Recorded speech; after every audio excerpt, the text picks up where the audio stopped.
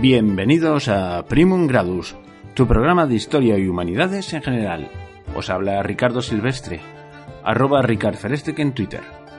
Además, podéis escribirme y mandarme sugerencias y colaboraciones al mail del programa, primumgradus@gmail.com, y podréis también ver más información sobre los temas aquí tratados en mi página web www.primumgradus.com. Y también hay una nueva cuenta de Twitter que es @primumgradus, donde colgaré pues toda esta información. Bueno, y dicho esto, os anuncio que este es un programa con un número redondo, es el programa número 50. Y esta vez sí que el número simbólico viene marcado por un hecho remarcable. Desde hace un buen puñado de meses estoy reclamando vuestra ayuda, a ver quién quiere colaborar conmigo, y por fin he conseguido que alguien colabore. He conseguido la colaboración de Sergio Jiménez de Móstoles, que me ha mandado un estupendo informe o resumen sobre la composición del ejército manipular romano. De tal manera que me he visto obligado, digamos, poco menos que a rematar este programa y ponerlo a vuestra disposición. Tenía pensado seguir con los romanos después de todo esto del socialismo, así que esto es como una cuña de romanos en medio de una serie dedicada al socialismo. Pero creo que vale la pena. Muchas gracias, Sergio, y ya veréis cómo, si seguimos colaborando, el programa ganará en riqueza y habrá más programas. Y os animaría incluso a que podéis participar también de viva voz. Hay sistemas. Hombre, si vivieseis por Barcelona, por aquí cerca donde yo vivo, pues podríamos compartir mesa y micrófono. Pero si vivís fuera, pues hay medios. O bien grabáis vuestra intervención, o hay una cosa que se llama Skype. Bueno, yo voy animando a la gente. Por ahora, la primera colaboración ha sido la de Sergio. Muchas gracias, Sergio. Y vamos allá con el ejército romano, con el primer ejército, el de la monarquía, y el de la primera parte de la República. Básicamente, primero un ejército más o menos basado en hordas, luego basado en la falange hoplítica, copiada de los griegos, y luego el ejército manipular. Y ahí nos paramos, porque luego ya vendría la reforma de Mario, de la cual hablaremos en otro programa. Bueno, vamos allá, a por el ejército romano.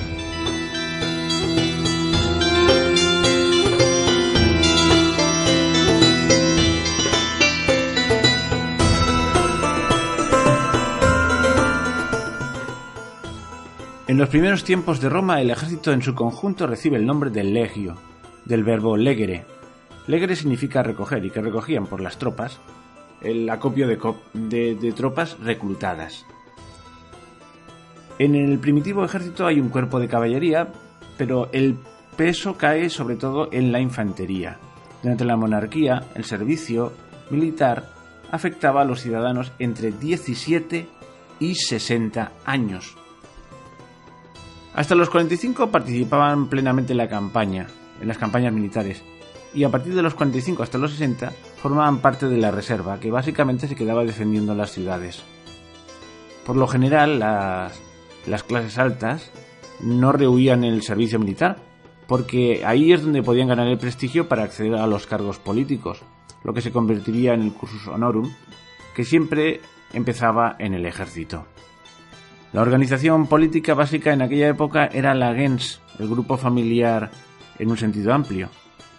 Por lo tanto, la leva obligaba a las gens a proporcionar un cierto número de hombres armados y otro cierto número de hombres de apoyo al ejército.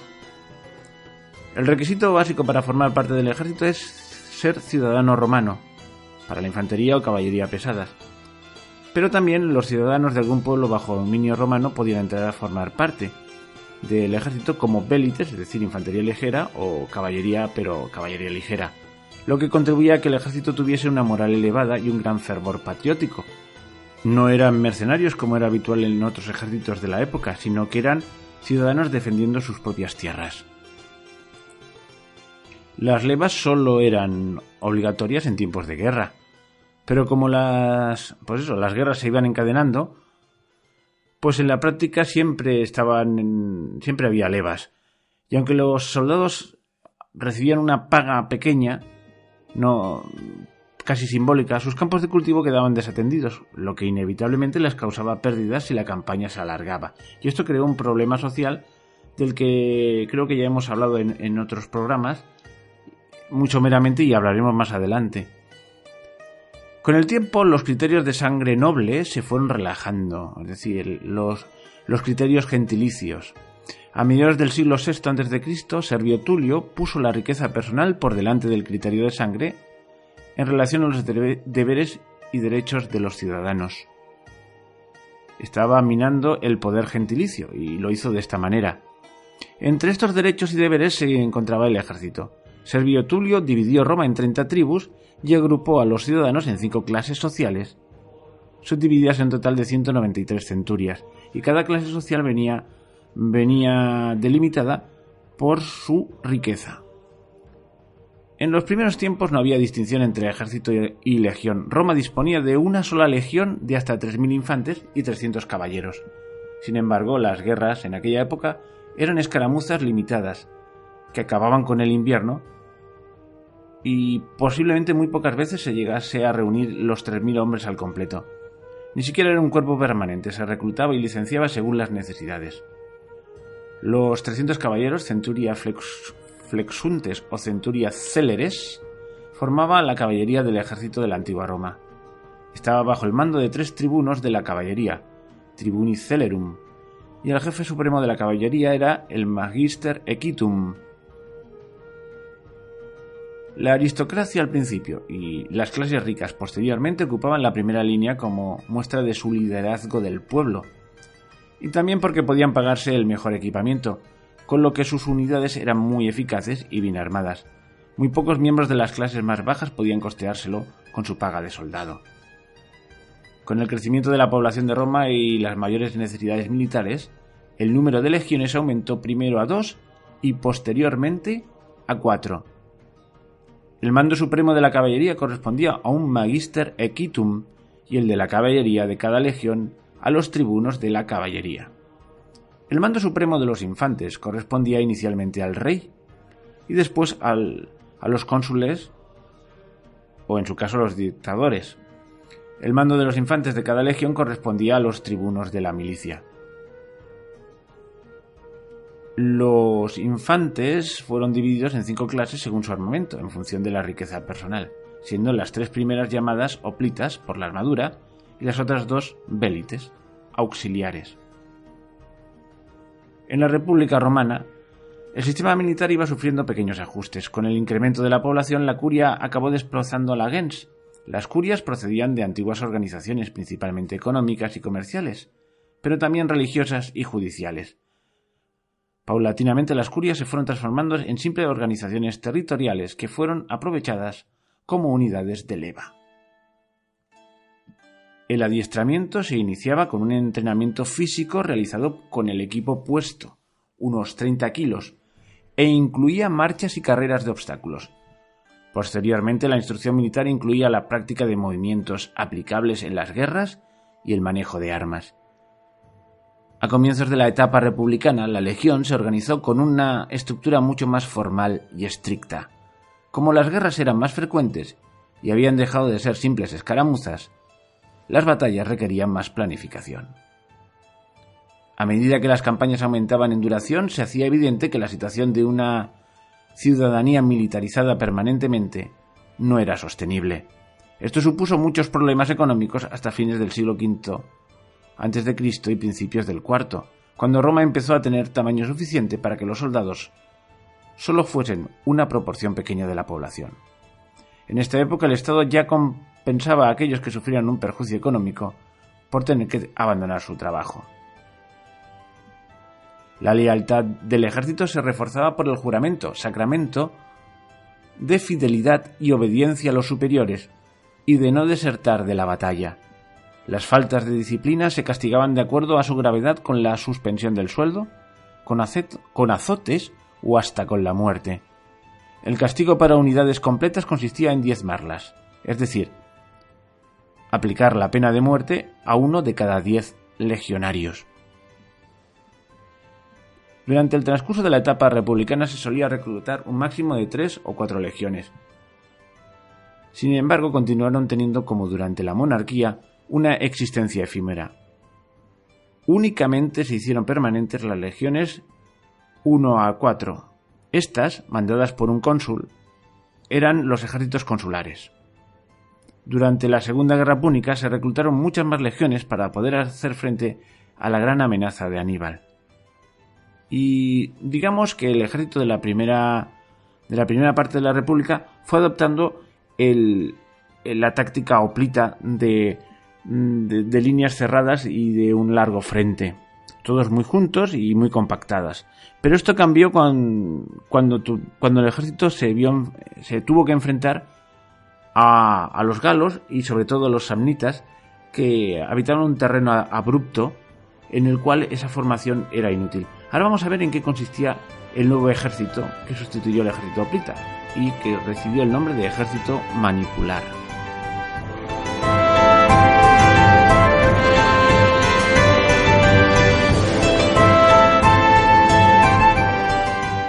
El ejército manipular romano. Vamos a ver qué significa esto de ejército manipular, de dónde viene el término y cuándo se empezó a usar. Y hay dos fuentes literarias fundamentales para entender el proceso del cambio del ejército hoplita al ejército manipular, y son Tito Livio y Polibio. Polibio era un griego que describe la organización de las legiones contemporáneas.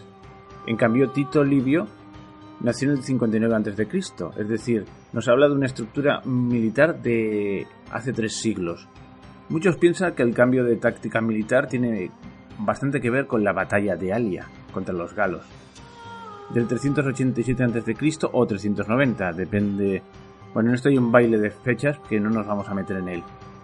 Sin embargo, hay otros que dicen que esta opción no tiene todas las de ganar, porque, según dicen, los galos desconocían este tipo de táctica, por lo cual no se la podían copiar los romanos. El primer resto arqueológico, datado en el siglo V a.C., en el que se representa la lucha manipular, es la conocida como Sítula de Certosa, perteneciente a los vénetos, asentados en el norte de Italia.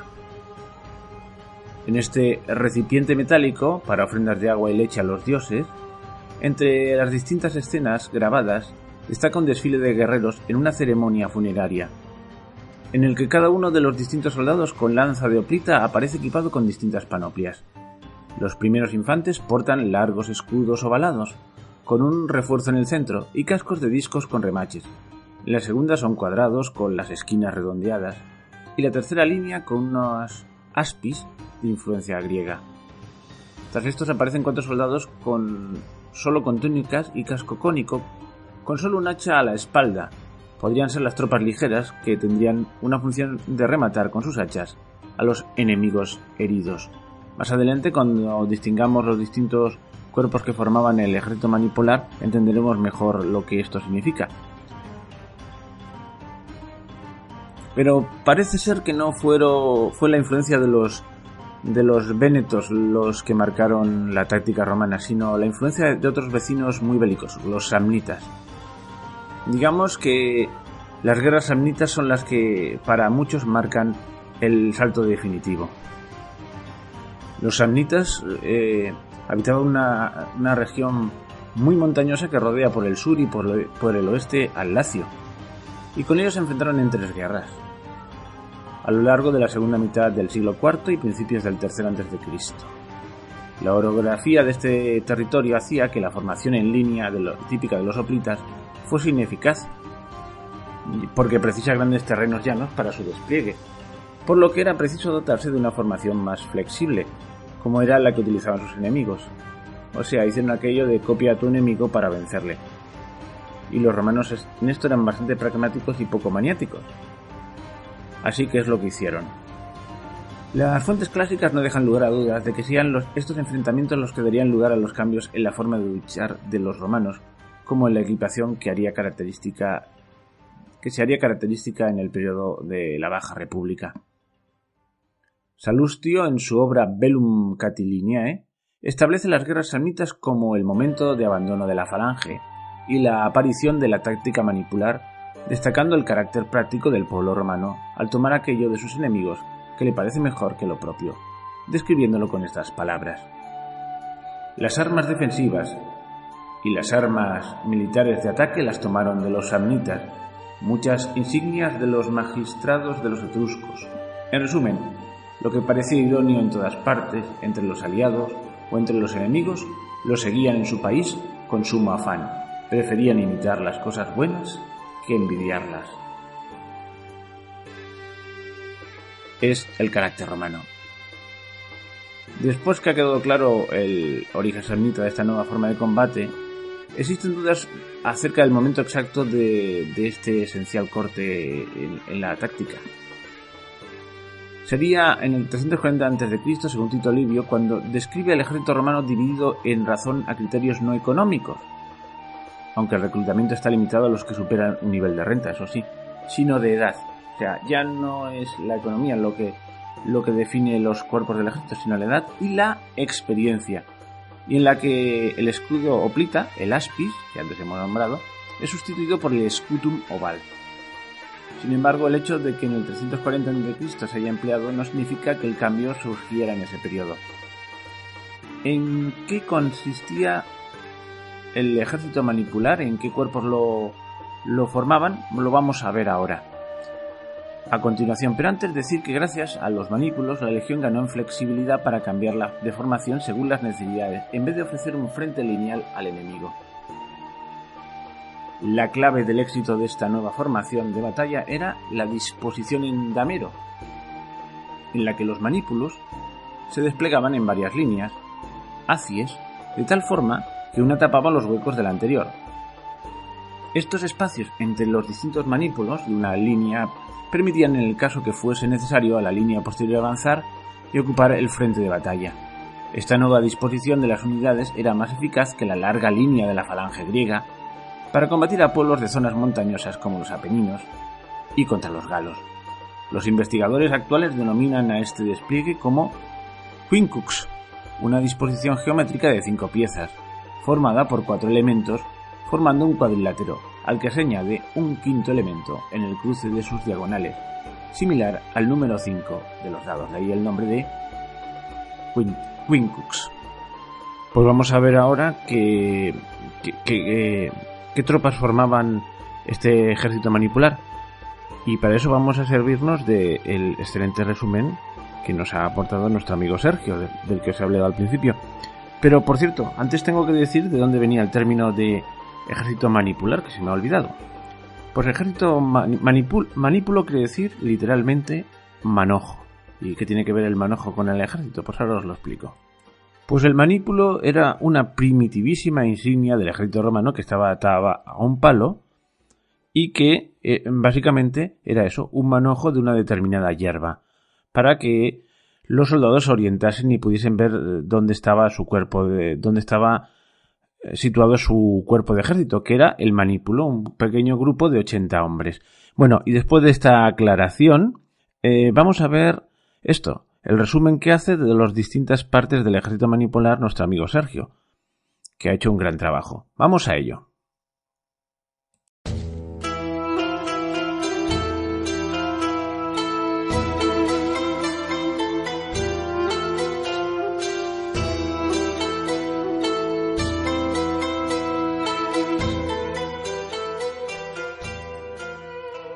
Vélites. Los vélites eran una unidad de infantería ligera que combatía al frente de las legiones romanas en tiempos de la República. Según Tito Livio, los vélites se incorporaron a las legiones tras el asedio y destrucción de Capua durante la Segunda Guerra Púnica, allá por el 211 a.C., apoyándose en las célebres tácticas militares de armas combinadas del centurión Quinto Navio. A partir de ese momento los romanos fueron superiores también en caballería. Los vélites se incorporaron posteriormente a las legiones. Se dice que este plan de combinar infantería y caballería en una sola fuerza fue idea de uno de los centuriones Quinto Nabio, y que éste recibió por ello una distinción especial de su comandante. Esta cita está sacada del libro de Tito Livio Ab Urbe Condita, en el Libri 26, apartado cuarto. Los vélites eran reclutas pobres con escasos recursos económicos, pero con la suficiente riqueza para formar parte del ejército, a diferencia de los capites censi. Esta era una expresión utilizada para designar a una clase social, ciudadanos los más pobres sin propiedades y por lo tanto no podían ser censados por ese criterio, sino solo por su propia persona. Se escogían de entre los más jóvenes, sanos y atléticos, con edades comprendidas de 17 a 25 años. Eran la infantería ligera del ejército. Por eso tenían que ser ágiles y veloces para hostigar al enemigo, dado que en muchas ocasiones las batallas se resolvían sin necesidad de que interviniera el grueso de la infantería manipular. Con una lluvia de jabalinas podían ganar la batalla, causando el pánico entre las filas enemigas si tenía escaso espíritu de lucha. Dentro de cada legión, estos vélites no formaban sus propias unidades. 40 de ellos eran asignados a cada manípulo de Astati, príncipes y triari.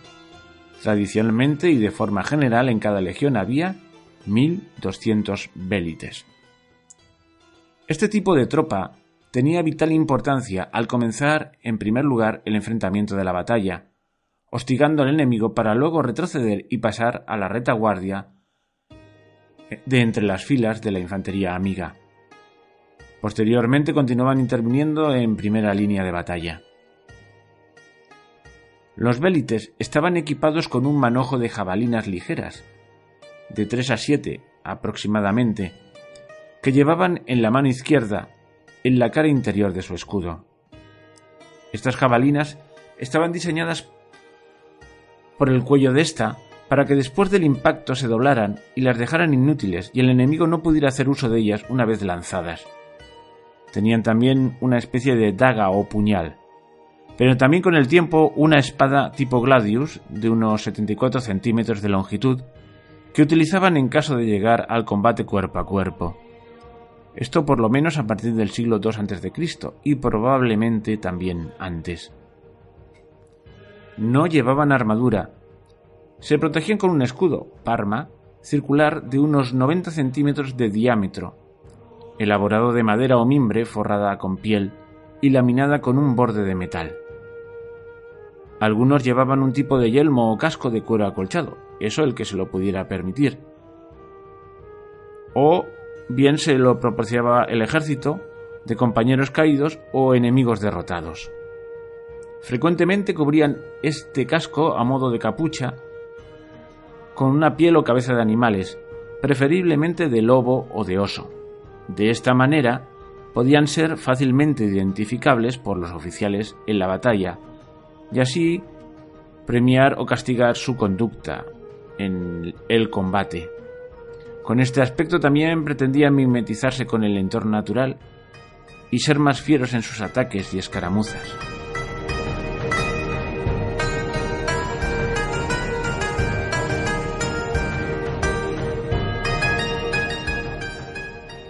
Astati.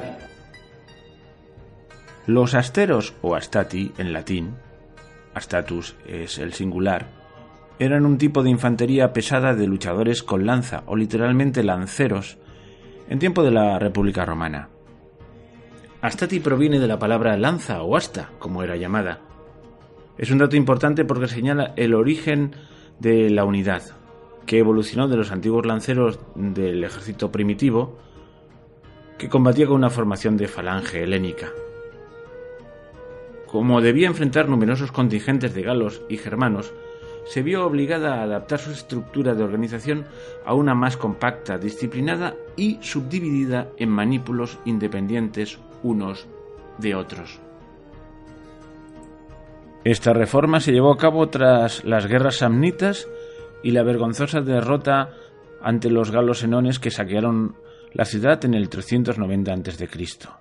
Todo ello contribuyó a acelerar y el resultado fueron las reformas de Marco Furio Camilo, bajo un nuevo sistema de soldados ordenados de acuerdo a sus clases sociales. Los Astati eran los terceros más pobres, con los Rorari por debajo de ellos y los príncipes ligeramente más ricos. Los Astati entonces serían ciudadanos jóvenes de unos 20 a 25 años de edad que pudieran costearse su armamento previamente y luego el que obtuvieran de los enemigos derrotados. Posiblemente fueron vélites cuando empezaron y pasado el tiempo, edad, experiencia y valor en combate los ameritaban. Tras los Astati, primera línea de unidades, llegaban los príncipes, segunda línea de unidades, de equipo similar relativamente, aunque de mejor calidad, y al final llegaban los Triarii, los veteranos experimentados de la legión en última fila. Resumiendo, la infantería estaba organizada y situada dentro de la legión, dentro de su estatus social y sus propiedades, pero también de acuerdo a su edad. Tras la reforma y mejorando tácticas y armamento, el asta o lanza fue cambiada por 2 jabalinas o pilum, en plural pila, ambas pesadas, pero de peso desigual. Un pilum estaba formado por un asta de madera de unos 120 centímetros de largo, unida a una vara de hierro rígida y delgada de unos 60 centímetros de largo, coronada por una pequeña punta piramidal. El pilum era bastante pesado. Al ser lanzado, todo el peso se concentraba tras su pequeña cabeza, transmitiéndole un poder extra de penetración. Cuando atravesaba un escudo enemigo, la varilla de hierro se deslizaba con facilidad a través del agujero, permitiendo alcanzar y dañar al oponente. En esos casos, aun cuando el enemigo evitase una herida de consideración, el arma estaba diseñada para no extraer y no poder utilizarse, y el peso de ésta solía también hacer caer el escudo del enemigo hacia el suelo. Los experimentos modernos con reconstrucciones de pila han confirmado su gran poder de penetración y sugieren también que el alcance máximo rondaba los 30 metros, aunque su alcance efectivo en combate podría estar en torno a la mitad. Como armamento ofensivo también tenían el gladius, que en algún momento del siglo III a.C. o muy a principios del II, cuando los romanos adoptaron la espada hispánica, gladius hispaniensis, como su principal arma de mano, reemplazando los tipos que se usaban con anterioridad, más cortos y punzantes. El gladius era una copia de un modelo hispánico. Los romanos la descubrieron o bien durante la Primera Guerra Púnica, enfrentándose a mercenarios íberos que luchaban en las filas cartaginesas, o bien en la Segunda, cuando los ejércitos romanos entraron en la península ibérica. Para los romanos era motivo de orgullo copiar el equipamiento más efectivo o emplear tácticas de sus enemigos, incluso mejorándola. Recogían todo lo mejor de los diferentes pueblos con los que se topaban, para emplearlo en el futuro con ellos mismos o con otros pueblos enemigos diferentes. De los galos, por ejemplo, copiaron la cota de malla, así como los arneses y la silla de montar de la caballería, y también algunas tácticas.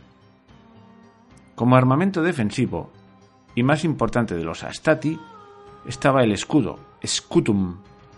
De forma habitual era ovalado y semicilíndrico, midiendo en torno a 120 centímetros de largo, 76 centímetros de ancho, y con un peso aproximado de unos 8 kilos. Estaban construidos a partir de tiras de madera superpuestas unas a otras, todas estas cubiertas de cuero. Esta combinación proporcionaba al mismo tiempo fuerza y flexibilidad, que con su forma curva le permitía encajar mejor los golpes más fuertes, mientras que los laterales protegían mejor al soldado. Pero el scutum no solo era arma defensiva, también se utilizaba como ofensiva. Tenía en el centro del escudo un revestimiento llamado umbo, que estaba fabricado de una aleación de cobre o hierro. Siendo denso y pesado, podía aturdir o desequilibrar a un oponente, para después facilitar el siguiente ataque del legionario con su gladius. Para mejor acabado y protección del scutum, estaba recubierto de una capa de hierro por los bordes del escudo, evitando que las capas de madera se desmantelen por los golpes. Estos cantos de metal también se usaban de forma ofensiva. Para la defensa y protección de la cabeza llevaban un casco que a lo largo del siglo III a.C. hasta el siglo I a.C. fueron cambiando de modelo. Dado que cada soldado debía proveer su propio equipo, la diversidad de modelos de armadura y de cascos era inevitable. Habitualmente estaba el casco tipo etrusco corinto, probablemente derivado del modelo plítico corinto, que tapaba la cara.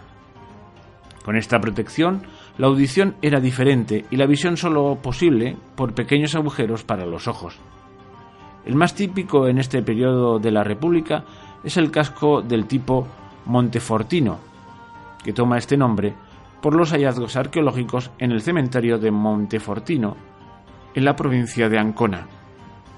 Era un modelo de cúpula alta, coronada por una protuberancia, y que incluía un pequeño protector para la nuca y piezas colgantes a los lados para proteger las mejillas. Todos estos cascos estaban fabricados en bronce batido hasta conseguir la forma prevista. Generalmente portaban largas plumas en punta, posiblemente con el fin de aumentar su altura e intimidar al enemigo. Sobre la armadura corporal solo llevaban una simple placa pectoral, la cual llamaban protector de corazones, normalmente redonda o rectangular y hecha de bronce o hierro, que sujetaba unas correas frente al pecho. Las usaban los soldados demasiado pobres como para pagar una buena y pesada cota de malla. La cota de malla estaba formada por una coraza de anillos de hierro imbricados entre sí, ofreciendo buena protección, y su flexibilidad permitía relativo movimiento, aunque su desventaja era su peso elevado. Algunos soldados llevaban una grepa, un tipo de espinillera, para proteger la pierna izquierda, la más cercana al enemigo.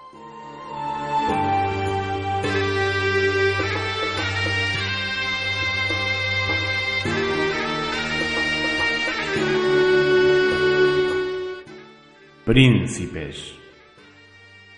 Los príncipes, con algo más de veteranía, eran en esencia similares a los astati. La diferencia radicaba en su edad. Tenían entre 25 y 30 años, considerada la edad de la plenitud, el periodo de mayor fortaleza física y mental. Eran el punto fuerte de la legión, sustituyendo a los antiguos falangistas de tiempos de los reyes romanos etruscos. Se situaban en la segunda línea de despliegue de la batalla, y su armamento, tanto ofensivo como defensivo, era similar al de los astati, pero de mejor calidad. Respecto a su protección, algunos se podían permitir usar cota de malla, en sustitución de la placa pectoral de los astati. Portaban una o dos grebas que les protegía de la rodilla al pie, y en el casco solían llevar plumas o penachos de color rojo. El ya conocido y clásico scutum no les podía faltar, así como su gladius y sus dos pilum, que lanzaban al enemigo inmediatamente antes de entrar en combate cuerpo a cuerpo.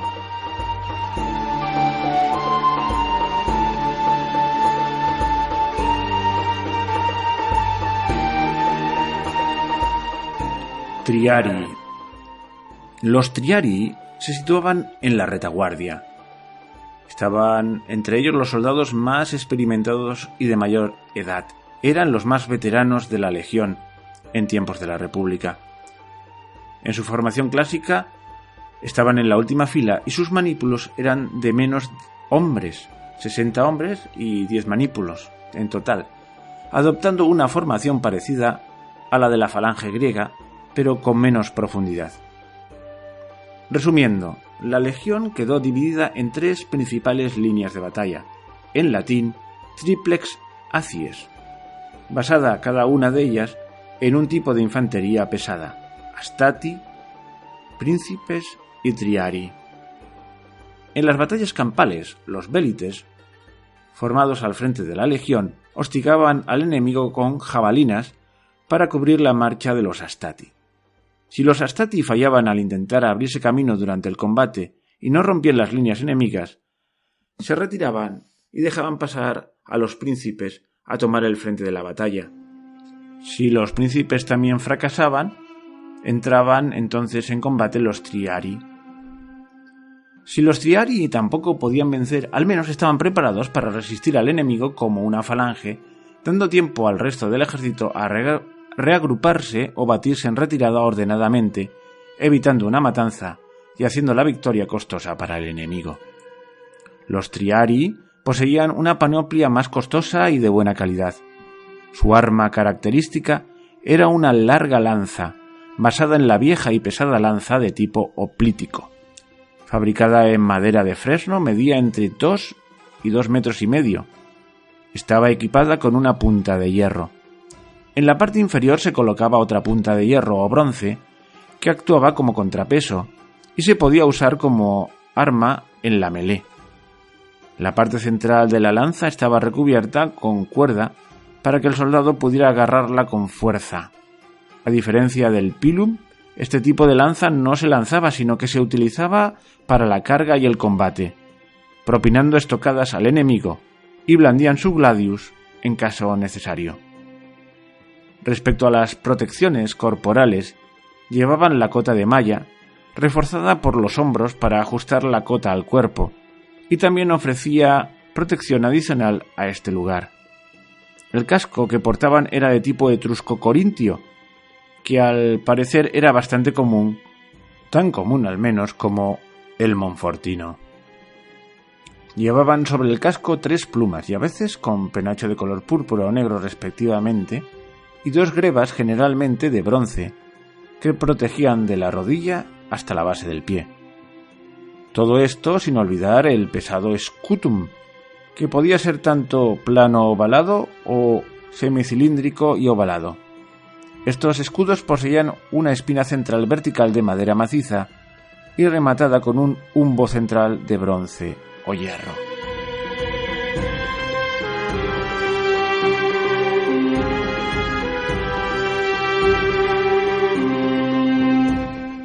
Equites.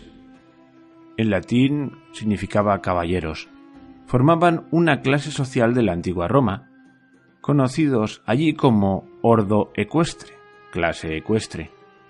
A través de la historia este estatus social fue cambiando en dignidad y costumbres. El servicio en la caballería era altamente prestigioso y habitualmente se hacía un censo con todos los ciudadanos romanos que podían ser reclutados como jinetes en función de su nivel de renta.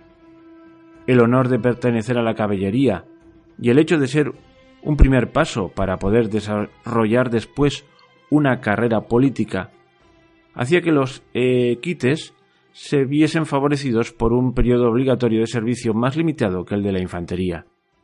Estaban obligados a servir un máximo de 10 años, en diferentes campañas, frente a los 16 de la infantería, siendo el tramo de edad de entre los 17 a los 46 años. Los equites formaban turmas de 30 hombres. Cada turma estaba compuesta por 3 decurias de 10 hombres cada una, y sobre la decuria mandaba un decurión, o jefe o cabo de la decuria. La caballería se usaba en el ejército consular, mayormente para proteger los flancos, pero también para apoyar unidades de infantería amigas, perseguir al enemigo en retirada, hostigar y atacar a las unidades de infantería ligera enemiga provista de armas de proyectiles. Previamente los jinetes solo tenían no tenían más protección que un casco, un escudo de cuero de buey y por arma ofensiva solo una lanza o azagaya. Pero más adelante fueron adoptando tácticas y mejorando las armas con las diferentes campañas y guerras acometidas en su historia. En la caballería de la República Romana llevaban diferentes uniformidades, como yelmos etrusco-corinto, montefortino y ático, algunos con crinera o penachos. El ático era un tipo de casco originario de la antigua Grecia y fue usado extensamente en Italia y el mundo helenístico hasta el Imperio Romano. Como tal, ellos han formado parte de la imagen popular de un oficial romano, como los encontramos en el arte a partir del Renacimiento. En cuanto a la protección corporal, la tropa llevaba cota de malla y los oficiales coraza o linotórax, todo ello acompañado con el típico escudo redondo o parma equestris. Como armas ofensivas tenían la típica lanza de acometida o contus con doble punta, así en caso de romperse utilizaban el otro extremo, y también tenían la típica espada larga o espata adoptada del pueblo celta germano que luchó como aliado de Roma. Esta era la más larga para mejorar el alcance, apropiada para atacar con el doble filo y no con la punta.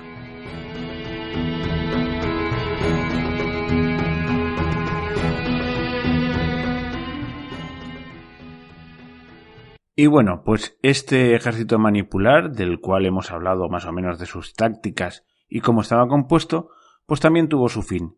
Y tuvo su fin con las reformas de Mario. Pero eso lo veremos en otro programa. El siguiente programa dedicado al ejército romano será sobre las reformas de Mario en el ejército. Y hasta aquí entonces ha llegado el programa de hoy. Espero que os haya gustado. Si realmente os ha gustado, poner un me gusta. Os lo agradeceremos mucho. Esta vez lo hago en plural, porque Sergio, mi primer colaborador, ha tenido mucho que ver en este programa. Así que, hasta pronto y gracias por escucharme. Por escucharnos, perdón.